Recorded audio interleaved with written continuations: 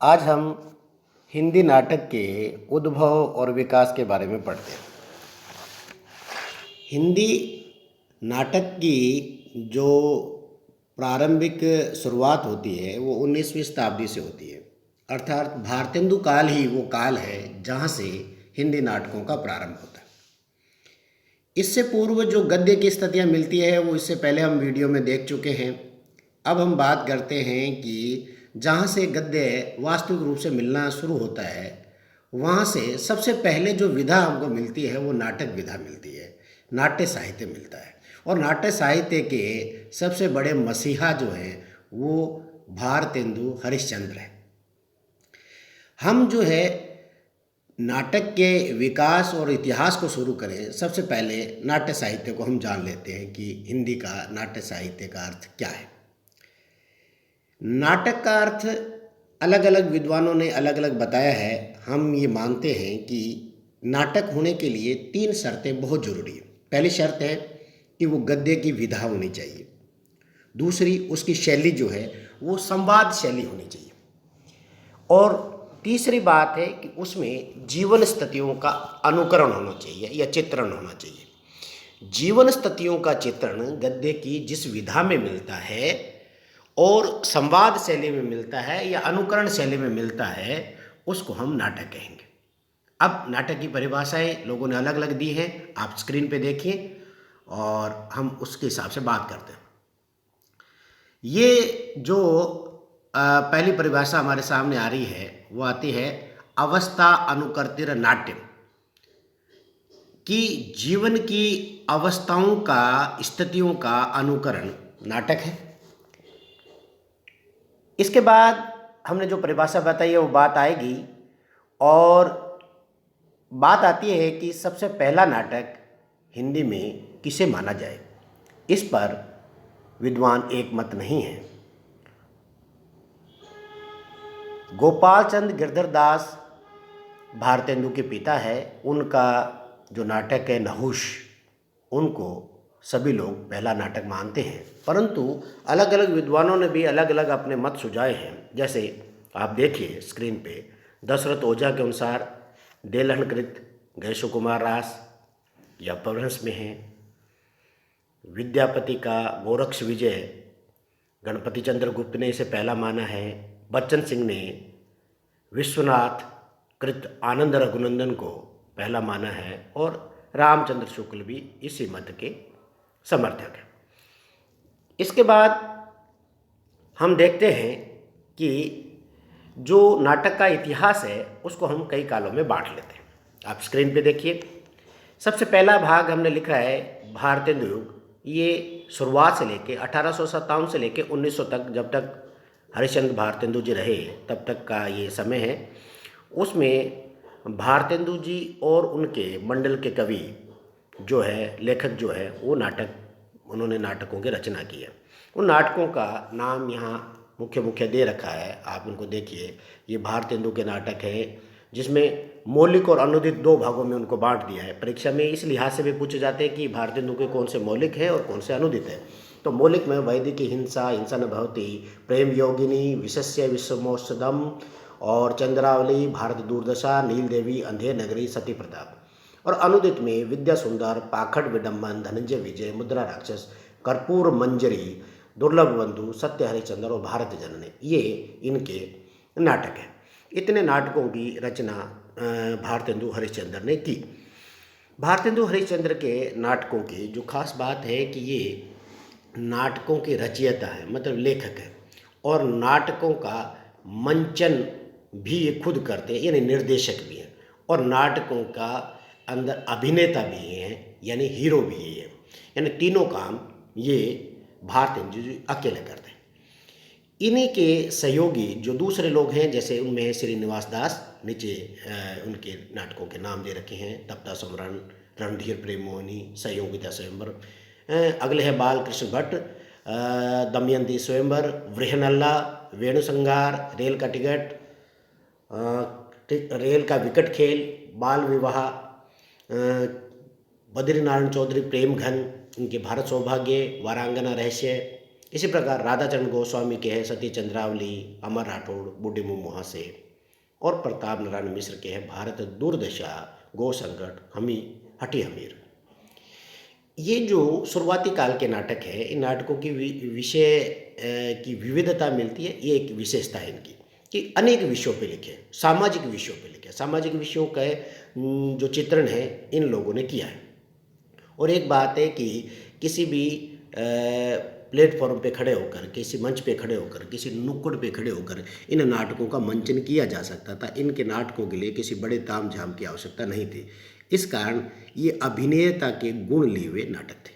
चलिए आगे बढ़ते हैं। दूसरा युग है प्रसाद युग। प्रसाद युग के जो नाटक है उन नाटकों को हमने ऐतिहासिक, पौराणिक और काल्पनिक, अनुदित, इस प्रकार नाटकों को कई भागों में बांट लिया है। प्रसाद युग 1900 से 1930 तक है, आपकी स्क्रीन पे दिख रहा है। जयशंकर प्रसाद के नाटकों में सज्जन उनका पहला नाटक है, कल्याणी, परिणय, करुणालय, प्रायश्चित, राज्यश्री, विशाखदत्त उनके दूसरे और नाटक हैं। अजातशत्रु, जन्मेजय का नागयज्ञ, स्कंदगुप्त, एक घूंट, चंद्रगुप्त, ध्रुव स्वामी। अगर उनके नाटकों को अगर हम गौर से देखते हैं तो हमें लगता है कि पूरा इतिहास हमारे सामने आ गया है। और इतिहास में अगर क्रम से, इतिहास के क्रम से देखा जाए तो जन्मेजय का नागयज्ञ इतिहास में सबसे पहले आता है और राज्यश्री जो है वो सबसे बाद में आता है इतिहास के अंदर। परंतु इनके नाटकों का क्रम अलग अलग हो सकता है। इसका मतलब है कि ये महाभारत काल से लेकर के और हर्ष के काल तक का इन्होंने चित्रण किया, ऐसा हम कह सकते हैं।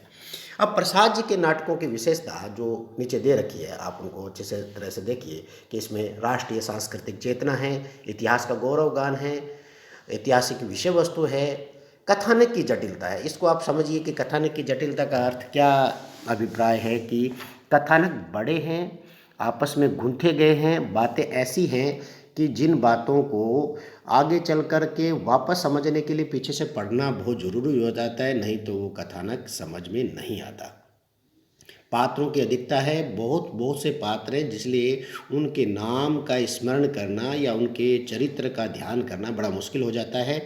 नारी पात्रों का विशेष चित्रण है। स्वगत कथन और कथोपकथन लंबे हैं। स्वगत कथन का अर्थ यहाँ अपने आप से बोले गए कथन है। नाटकों में एक तरीका होता है कि जब कोई पात्र अपने बारे में कोई बात बताना चाहता है या सोचता है तो सोचने वाली बात दर्शक को कैसे समझ में आएगी तो वो बोल के बताता है। इसका अर्थ होता है कि वो जो बोल रहा है वो मंच पर उपस्थित अन्य लोगों के लिए नहीं है, केवल श्रोताओं या दर्शकों के लिए है।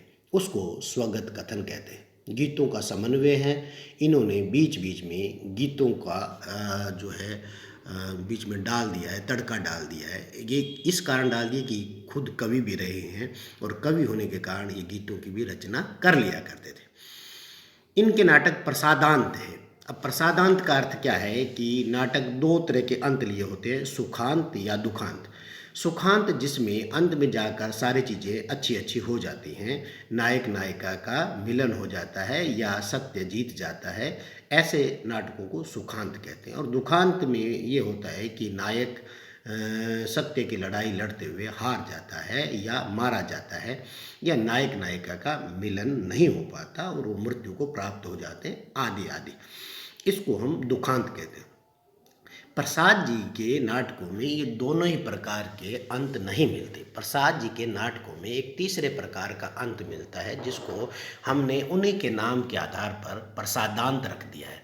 ये इनके नाटकों का अंत प्रसादांत है। अब आप प्रसादांत का अर्थ ये समझिए कि इसमें सुख और दुख की मिली जुली अनुभूतियाँ हैं। ऐसा होता है कि नायक अंत में जीत कर भी जीत को, शत्रु को या प्रतिपक्ष को लौटा देता है। तो पाठक जो है वो ये समझ नहीं पाता कि इसको मैं अब सुख मानूं या दुख मानूं। ऐसे ही मिली जुली अवस्था को हम प्रसादांत कहेंगे। आगे बढ़िए। अभिनेता संबंधी अनेक दोष हैं। दोष का अर्थ ये है कि इनके नाटकों में ऐसी वर्णन आया है जैसे पूरे नगर पर आक्रमण कर देना या नगर का जल जाना। इस तरह की बातें हैं जो मंच पर दिखाई नहीं जा सकती। तो वो बातें उन्होंने बता दी हैं जो उस काल में संभव नहीं थी जब प्रसाद जी नाटक लिखा करते थे। आजकल नाटकों में भी तकनीक का समावेश करके बहुत सारी चीज़ों को दिखाया जा सकता है, तो अब ये अभिनेता का दोष भी कम होता जा रहा है।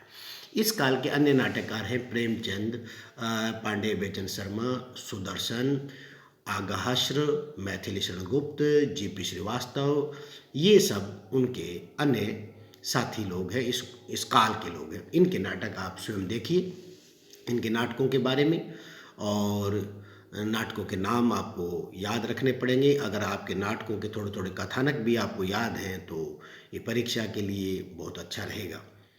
आगे बढ़ते हैं, ये है प्रसादोत्तर काल। प्रसादोत्तर काल में 1960 से 47 तक यानी आज़ादी तक का समय हमने लिया है।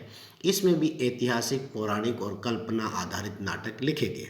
इसमें हमने जो है वर्गीकरण सबका अलग अलग कर लिया है। सबसे पहले ऐतिहासिक नाटकों को ही लिया है। ऐतिहासिक नाटकों में हरिकृष्ण प्रेमी के नाटक हैं, जिसमें रक्षाबंधन, शिवा साधना, प्रतिशोध, स्वप्नभंग, आहुति, ये सब बाकी आप नाटक आप इनको पढ़िए। वृंदावन लाल वर्मा ऐतिहासिक नाटककारों में सर्वमान्य है, सर्वप्रमुख है। झांसी की रानी, पूर्व की ओर, बिरबल, ललित विक्रम, कश्मीर का कांटा,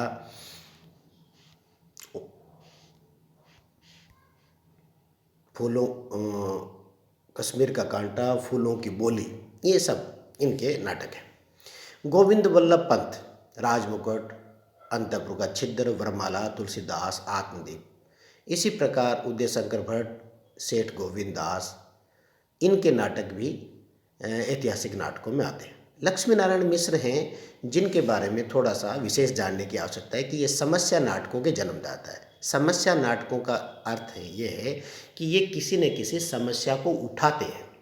एक किसी समस्या को उठाकर, जैसे विधवा विवाह पुनर्विवाह की समस्या को लेकर, स्त्री शिक्षा की समस्या को लेकर, या समाज के अंदर दहेज प्रथा या किसी और बात की समस्या को लेकर इन्होंने अपने नाटकों में प्रश्न खड़े किए हैं।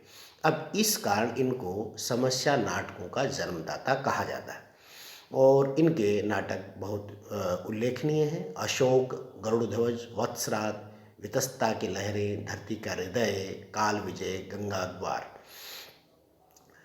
उपेंद्र नाथ अस्क, जगदीश चंद्र माथुर और चतुरसेन शास्त्री, ये भी इस काल के अन्य नाटककार हैं, जिनके ऐतिहासिक पौराणिक नाटक इनके भी लिखे गए।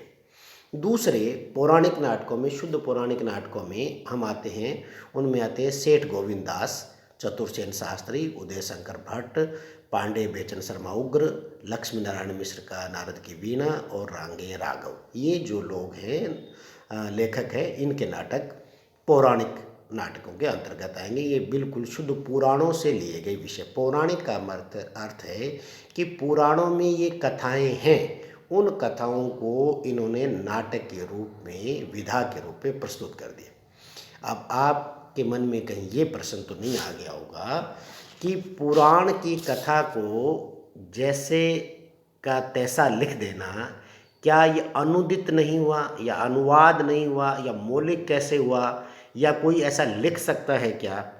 तो इस विषय में निवेदन ये है कि जितनी भी हम साहित्य की या काव्य की घटनाएं लेते हैं, वो महाकाव्यों से, पुराणों से, या जीवन के अंदर देखी हुई घटनाओं को हम ले सकते हैं, परंतु उनका यथातथ्य वर्णन नहीं होता। जब लेखक वर्णन करता है तो अपनी दृष्टि से, अपने एंगल से उस कथा को प्रस्तुत करता है। जब वो अपनी दृष्टि से उस विषय को प्रस्तुत कर देता है तो वो मौलिक हो जाता है। अगर आप रामायण और रामचरितमानस को भी देखें तो दोनों कवियों की दृष्टि भिन्न मिलेगी, इसलिए दोनों ही काव्य अपने अपने क्षेत्र में मौलिक हुए। तुलसीदास की दृष्टि राम के प्रति या काव्य के प्रति अलग है, और इसी तरह से वाल्मीकि की दृष्टि अलग है। ऐसे ही राम के इस रामायण पर अनेकों अनेकों काव्य लिखे गए हैं, और सबको हम नकल नहीं कहेंगे, सबको सब मौलिक माने जाएंगे। आगे बढ़ते हैं। कल्पनाश्रित नाटक, इसमें लक्ष्मी नारायण मिश्र के सन्यासी, राक्षस का मंदिर, आधी रात, मुक्ति का रहस्य, सिंदूर की होली, सेठ गोविंद दास, सेवा पथ, दुख क्यों, गरीबी है मेरी, संतोष कहाँ, पाकिस्तान, बड़ा पापी कौन, उपेंद्र नाथ, अश्क, उड़ान, कैद, छठा बेटा, अलग अलग रास्ते, सूखी डाली, वृंदावन लाल वर्मा, राखी की लाज, बांस की फांस, खिलौने की खोज, नीलकंठ, देखा देखी, और गोविंद वल्लभ पंत की अंगूर की बेटी, सिंदूर की बिंदी, कंजूस की खोपड़ी, ये सब इनके नाटक हैं। स्वातंत्रोत्तर काल 1947 के बाद से अब तक के नाटकों को इस भाग में डाल दिया है। पहला भाग किया है सामाजिक सांस्कृतिक चेतना से युक्त नाटक, और उसमें जगदीश चंद्र माथुर, विष्णु प्रभाकर, नरेश मेहता, डॉक्टर लक्ष्मी नारायण लाल, डॉक्टर शंकर शेष और भीष्म सायनी, इन नाटककारों को लिया है। इन नाटककारों में लक्ष्मी नारायण लाल ऐसे नाटककार हैं जिनके बहुत सारे नाटक हमको मिलते हैं। लक्ष्मी नारायण लाल ने जो नाटक लिखे हैं उन नाटकों में सारे के सारे नाटक ऐसे हैं जो उल्लेखनीय रहे हैं, जैसे कर्फ्यू हो, अब्दुल्ला दीवाना हो, एक सत्य हरिश्चंद्र हो, मिस्टर अभिमन्यु हो, मादा कैक्टस हो, सूखा सरोवर हो, या रक्तमाल हो, नरसिंह कथा हो, यक्ष प्रश्न हो, बलराम की तीर्थ यात्रा हो, सारे के सारे ऐसे जो नाम मैंने गिनाए हैं बहुत महत्वपूर्ण है। इनके कथानक थोड़े थोड़े आपको पढ़ने चाहिए, तो उससे आपको ये याद रहेंगे कि क्या है। जैसे अगर हम मिस्टर अभिमन्यु नाटक की बात करें, तो मिस्टर अभिमन्यु जो महाभारतकालीन अभिमन्यु है, जिसको कौरवों ने घेर करके चक्रव्यूह में मार दिया था, ये नए काल का अभिमन्यु है। और इस अभिमन्यु को भी उसके परिवारजन, पत्नी मिलकर एक ईमानदार आदमी को रिश्वत लेने के लिए या भ्रष्टाचार में लिप्त होने के लिए प्रेरित कर देते हैं। सॉरी। तो ये नए युग का आज के समय के साथ व्यक्ति को आज भी अभिमन्यु बन करके जीना पड़ता है, और उसकी परिस्थितियां कौरवों की तरह हैं जो उसको मारती। अगले व्यक्तिवादी चेतना से युक्त नाटक। व्यक्तिवादी चेतना का अर्थ है कि जिसमें समस्या किसी समाज की नहीं है, अपने व्यक्ति की समस्या है, व्यक्तिगत समस्या है। यानी एक मानव होने के नाते, इंसान होने के नाते उसको क्या क्या समस्याएं आ सकती हैं, वो अपने अस्तित्व को लेकर के, व्यक्तित्व को लेकर, एक व्यक्ति के बारे में, व्यक्ति के दो ही समस्या हो सकती है, एक अस्तित्व की समस्या और एक व्यक्तित्व की समस्या। आप याद रखें, अस्तित्व की समस्या तब है जबकि उसके पास मतलब खोने को कुछ नहीं है, मतलब वो निर्धन है या जीवन यापन बहुत मुश्किल से करता है। अब ऐसा व्यक्ति जब कोई अपना संघर्ष करता है या लड़ाई करता है, तो वो जी जान से लड़ाई करता है, तो वो ज़्यादातर वो संघर्ष उसका अस्तित्व का संघर्ष होता है कि अगर वो इतना करेगा ही नहीं तो उसका अस्तित्व कैसे बचेगा। परंतु कोई व्यक्ति जब खाने पीने, पहनने ओढ़ने की स्थितियों से ऊपर उठ जाता है, ये उनके साधन हैं, परंतु फिर भी वो किसी धर्म की लड़ाई लड़ता है या किसी वचनों की लड़ाई लड़ता है या किसी कथनों की लड़ाई लड़ता है, तो वो व्यक्तित्व की लड़ाई है। तो दो ही तरह की जो है समस्या एक व्यक्ति को रहती है। यहाँ ये व्यक्तिवादी चेतना से युक्त नाटकों में मोहन राकेश बहुत प्रसिद्ध हैं, जिनके आषाढ़ का एक दिन, लहरों के राजहंस, आधे अधूरे और पैरों तले जमीन पूरा नहीं लिखा गया, अब प्रकाशित हो गया है। आषाढ़ का एक दिन जो है वो कालिदास के जीवन को लेकर लिखा गया है। उसमें भी मानव की जो अंदर की जो भावनाएं हैं उनका चित्रण यहाँ हुआ है। लहरों के राजहंस, लहरों पर राजहंस का प्रतीक ये है कि कोई हंस लहर पे जब बैठा होता है तो लहर के साथ ही हिलता डुलता है, लहरें उसको हिलाती डुलाती चली जाती हैं। इसी प्रकार कोई व्यक्ति जब अपने दृढ़ निश्चय पर नहीं होता तो परिस्थितियाँ भी लहरों की तरह उसे हिलाने डुलाने लगती हैं।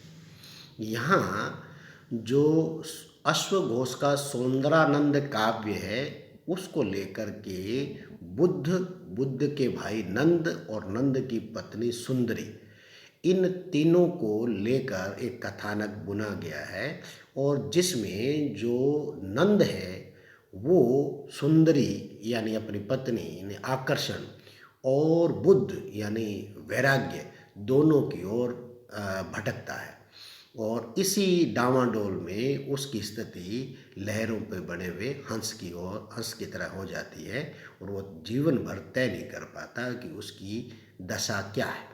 यहाँ हमें ये समझना पड़ेगा कि ये एक आधुनिक मनुष्य की समस्या है कि आज का आधुनिक मनुष्य भी इसी भांति द्वंद्वग्रस्त है कि वो तय नहीं कर पाता है कि उसकी दशा दिशा क्या है।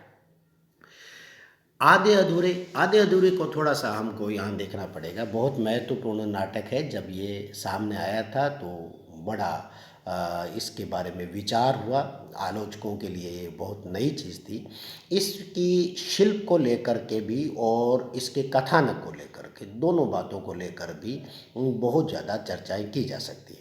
अगर हम इसके कथानक को लेकर बात करें, चिंतन को लेकर बात करें तो आधे अधूरे में एक स्त्री है सावित्री और वह जिस परिवार में रहती है वो परिवार आधा अधूरा है। सावित्री ही उस परिवार को चलाती है। उसके पति है महेंद्रनाथ और बेटा अशोक है, लड़कियां बिन्नी और किन्नी नाम से है, बहनें। होता यह है साहब कि सावित्री जो है वो ये अपने परिवार को पालते हुए निठल्ले और बिना कामकाज के पति को पालते हुए थक जाती है और सोचती है ज़िंदगी के बारे में और अपने बारे में कि उसने अपनी अभिलाषाएं इस परिवार के लिए मार दी, कभी उसने अपने बारे में नहीं सोचा। अब वो जब प्रौढ़ अवस्था की ओर बढ़ने लगती है, परिवार जब उसका जितना सबल होना था उतना हो गया और उसे आगे उससे हो नहीं पा रहा था, तब उसको अपनी चिंता हुई। अब अपनी चिंता को लेकर वो जब सोचने लगी कि मेरे जीवन में मैंने अब तक क्या त्याग कर दिया या मैंने क्या सैक्रिफाइस कर दिए, तो अब मुझे उन चीज़ों के लिए मुझे भी अपने लिए कुछ करना चाहिए। तब वो अपने पति से कोई आशा नहीं पाती है, न प्रेम की, न स्नेह की, उष्णता की। तो फिर वो ढूंढती है अपने रिश्तों को बाहर। तो बाहर जो उसके साथ या संपर्क में आने वाले 4 अन्य पुरुष और होते हैं, जिनमें सिंघानिया है, जगन्नाथ है, ऐसे वो उन चारों ही पुरुषों के जो संपर्क में आती है और उनसे उनके संबंध में विचार करती है कि शायद इसके साथ वो रहती या घर बसाती तो ज़्यादा बेहतर होता। परंतु जब भी वो जिसके साथ पूर्णतया जुड़ने की जब मानस बनाती है, तभी लगता है कि उस व्यक्ति में भी कोई अधूरापन अभी बाकी है या कमी है और फिर वो अपना आइडिया या अपना विचार त्याग देती है और फिर वो दूसरे व्यक्ति को चुनकर उस ओर बढ़ती है। अंत में वो पाती है और वो कहती है कि सब के सब एक से, सबके मुंह पर मुखौटे अलग अलग हैं, अंदर सब एक से हो।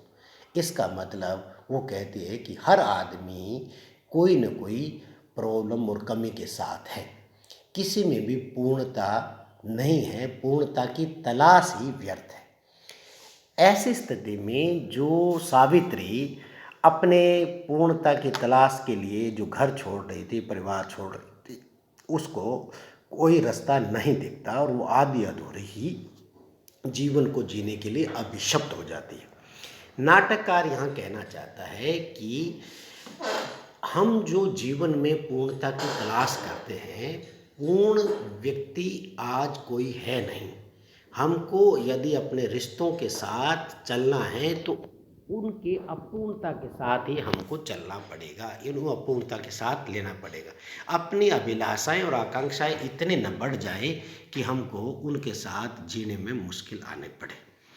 ये अपूर्णता की या आधे अधूरे की बात है। यहाँ एक बात और है कि हम पीछे एक नाटक और छोड़ के आए हैं। आप ऊपर देखिए, एक नाटक आपको दिखाते हैं। यह है सूखी डाली। सूखी डाली। सूखी डाली देखो ऊपर ऊपर साइड में लिखा है और उसके लेखक है उपेंद्र नाथ अष्ट। और नीचे नीचे हमने बात की है आधे अधूरे मोहन राकेश का नाटक। इन दोनों की थोड़ी सी व्याख्या हम करते हैं कि इस सूखी डाली में एक परिवार है जिसमें एक ससुर हैं वृद्ध और उनकी 3 बहुएं हैं, जिनमें 2 पहले आई हैं वो कम पढ़ी लिखी हैं और तीसरी जो आई हैं वो थोड़ी पढ़ी लिखी और आधुनिक किस्म की हैं। वो जब अपने तरह से चीज़ों को ढालने और बताने की कोशिश करती हैं तो पहले वाली दोनों बहुएं उसको वो बात करने से मना कर दे। पर जो ससुर होते हैं वो कहते हैं कि इसको ऐसा टोका टाका ना जाए। अब जब ससुर की मनाही होती है तो दोनों बहुओं ने उसको ऐसे काट कर अलग कर दिया जैसे उससे उसका कोई वास्ता नहीं। अब वो जो छोटी बहू है जो अब परिवार में आई है वो परिवार में रहते हुए भी परिवार का हिस्सा नहीं है और धीरे धीरे उसको लगने लगा है कि अब मेरी हर बात को ये हाँ जी कह करके चले जाते हैं और कोई बात मेरे से करते नहीं है। तो मेरे एक सरस जो तार है वो अब टूट गया है और वो इस तरह से अपने आप को अकेली और उदास समझने लगती है और अलग थलग महसूस करती है। इस बात को वो ससुर जो वृद्ध है परिवार के वो समझते हैं और सबको बुलाकर कहते हैं कि अगर परिवार में एक पेड़ में किसी डाली का पोषण ठीक से नहीं हो तो वो डाली सूख जाती है। तुमको इसके साथ ऐसा नहीं करना है। इसको भी प्रेम और स्नेह की उतनी ही आवश्यकता है जितनी हम सबको है। और उसके समझाने से वो परिवार में फिर से प्रसन्नता का वातावरण आ जाता है। अब आते हैं आधे अधूरे में। आधे अधूरे में भी एक परिवार की ही समस्या है, परंतु उस परिवार में जो अशोक है लड़का वो अपनी माँ के संबंधों को लेकर के बेचैन रहता है। बड़ी लड़की है वो देखती है कि माँ जो है वो घर कब तक चलाएगी और माँ जो है अभी तक अपने संबंध डिसाइड नहीं कर पाई है। ऐसे में वो माँ के ही प्रेमी के साथ भाग जाती है। छोटी लड़की है वो अश्लील टाइप की पुस्तकें या पत्रिकाएं पढ़ती हैं और उसका भी ध्यान कहीं है नहीं। पिता जो है वो कई तरह के व्यापार और काम करके थक गया है और उनमें पैसा बर्बाद कर चुका है। इस घर में किसी एक की कमी है तो वो सूखी डाली वाले उस वृद्ध की कमी है। अगर वो वृद्ध इस घर में होता तो इनको आपस में सामंजस्य ला देता। अब आपको समझने की आवश्यकता है कि परिवार एक जैसे ही होते हैं, चाहे वो सूखी डाली वाला परिवार हो चाहे आधे अधूरे वाला परिवार हो। उसमें एक आदमी की ऐसी ज़रूरत है जो सब में तार जोड़ सके, राग संबंध जोड़ सके। राग संबंध जोड़ना बहुत जरूरी है। चलो जी आगे बढ़ते हैं। सुरेंद्र वर्मा द्रौपदी, सूर्य के अंतिम किरण से सूर्य की पहली किरण तक, आठवां सरग, शकुंतला की अंगूठी, सेतुबंध, एक दुनिया एक, ये बहुत अच्छे नाटक हैं। उत्तर आधुनिकता का बोध भी इनमें मिलता है। उत्तर आधुनिकता की क्या विशेषताएं हैं वो हम अगले किसी वीडियो में देखेंगे, परंतु हम यहाँ देखेंगे कि ये ऐसी बातें हैं जो पहले से चली आ रही मान्यताओं को भी यहाँ खंडित कर दिया जाता है। जैसे सूर्य की अंतिम किरण से सूर्य की पहली किरण तक का जो कथानक है उसमें किसी स्त्री को जब उसका राजा की स्त्री को यानी रानी को जब पुत्र नहीं होता तो उसको नियोग प्रथा के द्वारा पुत्र प्राप्ति के लिए कहा जाता है। और नियोग प्रथा में किसी पर पुरुष के साथ 3 रात्रि तक संपर्क करना होता है, संबंध बनाना होता है। ऐसे में वो जो स्त्री है जो राजा के प्रति समर्पित है वो ये कार्य करने से बहुत संकोच करती है और वह कहती है कि वो अपने पति को छोड़ करके पराये पुरुष के पास ऐसे कैसे जा पाएगी। और लोग उसकी जो मंत्री और दूसरे लोग हैं वो उसको समझाते हैं और तर्क देते हैं और वो चली जाती है। आने के बाद वो उसको कहते हैं पहले रात के बाद कि अगर आपको इस रात्रि से पुत्र प्राप्त नहीं हुआ तो आपको 2 और रात्रियों में भी जाना पड़ेगा, नहीं तो इसी रात्रि तक ही आपको जाना था। यहाँ अब तक की जो मान्यताएं हमने नाटकों में या हमारे सिद्धांतों में थी वो यही हुआ करती थी कि नारी यही कहेगी कि हाँ मुझे ऐसी स्थिति में अपना समय गुजारना बहुत कष्टकारक महसूस हुआ और अपने घर और पति को छोड़ते हुए बनता नहीं था।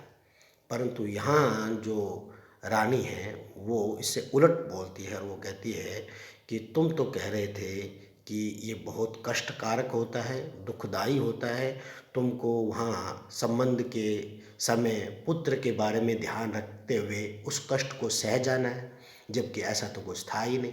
ये तो कोई कष्ट की बात ही नहीं थी। तुम मूर्खों को ये पता ही नहीं है कि ये जीवन का कितना आनंद का क्षण होता है और तुम इसको कष्ट का बता रहे थे। और सुनो, जाते जाते कहती है कि जो 2 और रात्रि के जाने का मेरा प्रावधान है वो मेरा आप पक्का कर दीजिए, मैं जाऊंगी, चाहे इससे मेरा इस रात्रि में पुत्र हो या ना हो। और ऐसे कह करके वो चली जाती है और सारे लोग हैरान परेशान हो जाते हैं कि ये क्या हुआ। ये नाटक वो अपनी पुरानी चली आ रही मर्यादाओं और मान्यताओं को तोड़ देता है, विखंडित कर देता है, और विखंडन ही उत्तर आधुनिकता का एक गुण है, लक्षण है। चलिए आगे बढ़ते हैं। रमेश बख्शी के ये नाटक हैं, इनमें भी जो है इसी प्रकार की बातें हैं, उत्तर आधुनिकता संबंधी बातें हैं।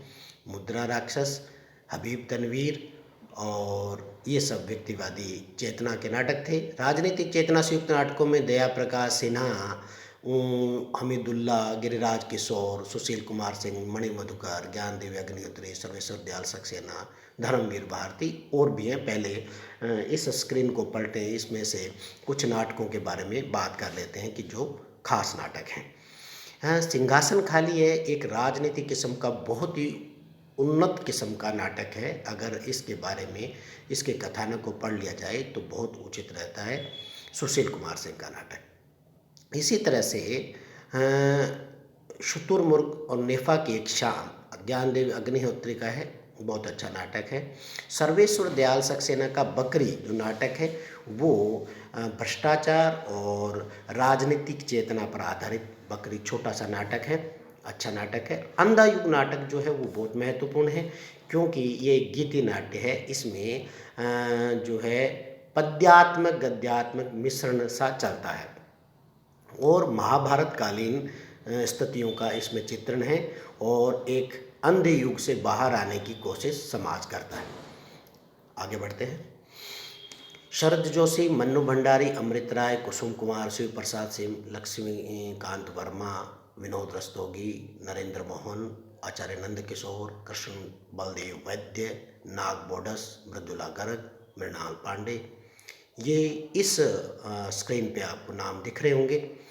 इन नामों में आप मन्नू भंडारी जो स्त्री विमर्श की नायिका है, लेखिका है, और उनके जो नाटक हैं वो अच्छे नाटक हैं। कुसुम कुमार के नाटक सुनो शेफाली, चतुर्वेदी, पवन चतुर्वेदी की डायरी, संस्कार को नमस्कार, दिल्ली ऊंचा सुनती है, सभी अच्छे हैं। शिव प्रसाद सिंह का कई नाटक है जिनमें घाटियाँ गूंजती है, एक ही यहाँ लिया है जो महत्वपूर्ण है। लक्ष्मीकांत वर्मा का रोशनी एक नदी है, ये महत्वपूर्ण नाटक है। विनोद रस्तोगी का जो है भगीरथ के बेटे और फिसलन के पाँव, ये काफ़ी महत्वपूर्ण नाटक है। इसी प्रकार आगे हम बात करें तो नाग बोडस के सभी नाटक बहुत बढ़िया हैं। मृदुला गर्ग स्त्री चेतना की नाटककार है और मृणाल पांडे। आगे बढ़ते हैं।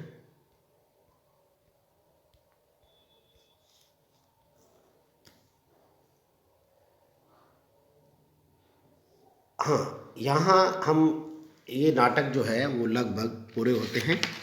नाटक मृणाल पांडे के नाटकों तक जो नाटक महत्वपूर्ण नाटक यहाँ आ गए हैं। ये महत्वपूर्ण नाटक हैं जो जिनकी आपको PDF भी उपलब्ध हो सकती है, वरना आप इन नाटकों को, मैंने ज़्यादातर मोटे मोटे नाटकों के बारे में आपको बताया है। सभी नाटकों के बारे में बताना या उनको पढ़ना यहाँ संभव नहीं है समय के कारण, इसलिए आप इस PDF को देखिए। अभी मैंने वीडियो के फॉर्मेट को भी इस तरीके से बदला है जिसमें आप स्क्रीन पर केवल सुने नहीं, कुछ देखें भी और ये बताने से ज़्यादा देखने वाली बातें हैं। आप इसमें नाटकों के बारे में थोड़ा थोड़ा, इनके कथानकों के बारे में जान लेंगे तो ज़्यादा ठीक रहेगा। आज इतना ही, बाकी अगले वीडियो में। नमस्कार।